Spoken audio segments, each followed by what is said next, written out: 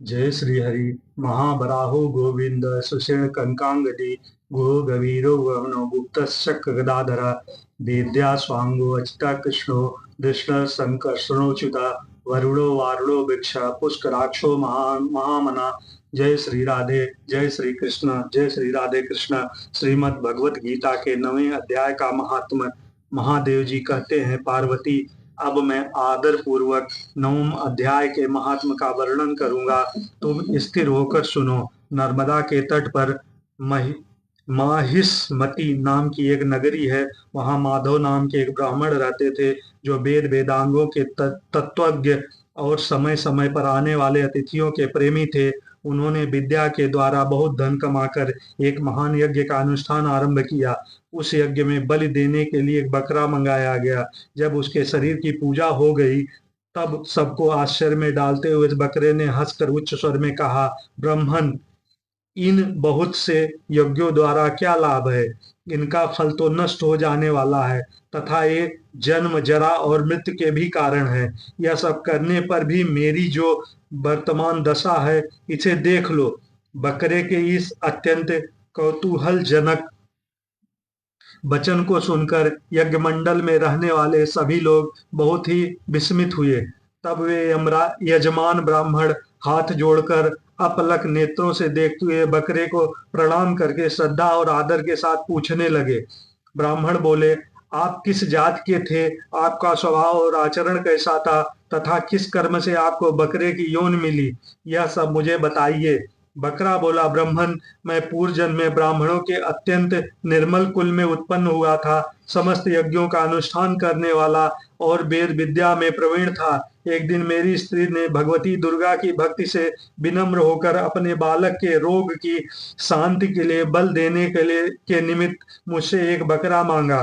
तत्पश्चात जब चंडिका के मंदिर में वह बकरा मारा जाने लगा, उस समय उसकी माता ने मुझे श्राप दिया, ओ ब्राह्मणों में नीच पापी, तू मेरे बच्चे का वध करना चाहता है, इसलिए तू भी बकरे की योनि में जन्म लेगा। द्विज श्रेष्ठ, तब कालवश मृत्यु को प्राप्त होकर मैं बकरा हुआ। यद्यपि मैं पशु योनि में बड़ा हुआ हूँ, तो भी मुझे अपने पूर्व जन्मों का स्मरण बना हुआ है। ब्राह्मण, यदि आपको सुनने की उत्कंठा हो तो मैं एक और भी आश्चर्य की बात बताता हूँ। कुरुक्षेत्र नाम का एक नगर है, जो मोक्ष प्रदान करने वाला है। वहां चंद्र शर्मा नामक एक सूर्यवंशी राजा राज्य करते थे।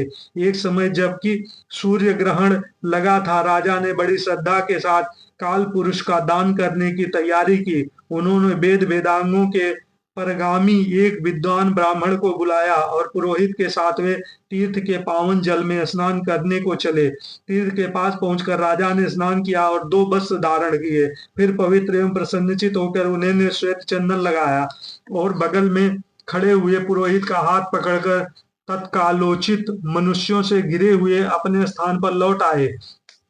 आने पर राजा ने यथोचित विधि से भक्ति पूर्वक ब्राह्मण को काल पुरुष का दान किया। तब काल पुरुष का हृदय चीर कर उनमें से एक पापात्मा चंडाल प्रकट हुआ।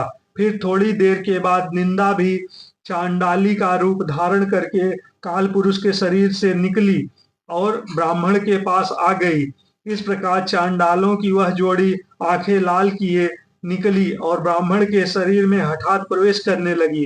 ब्राह्मण मन ही मन गीता के 9वें अध्याय का जप करते थे और राजा चुपचाप यह सब कौतुक देखने लगे। ब्राह्मण के अंतःकरण में भगवान गोविंद शयन करते थे। वे उन्हीं का ध्यान करने लगे। ब्राह्मण ने जब गीता के 9वें अध्याय का जप करते हुए अपने आश्रय भूत भगवान का ध्यान किया, उस समय गीता के अक्षरों से प्रकट हुए विष्णु दूतों द्वारा पीड़ित होकर वे दोनों चांडाल भाग चले। उनका उद्योग निष्फल हो गया। इस प्रकार से इस घटना को प्रत्यक्ष देखकर राजा के नेत्र आश्चर्य से चकित हो उठे। उन्होंने ब्राह्मण से पूछा, विप्रवर, इस महाभयंकर आपत्ति को आपने कैसे पार किया?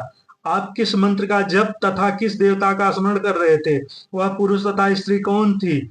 जो दोनों कैसे उपस्थित हुए? फिर वे शांत कैसे हो गए? यह सब मुझे बताइए।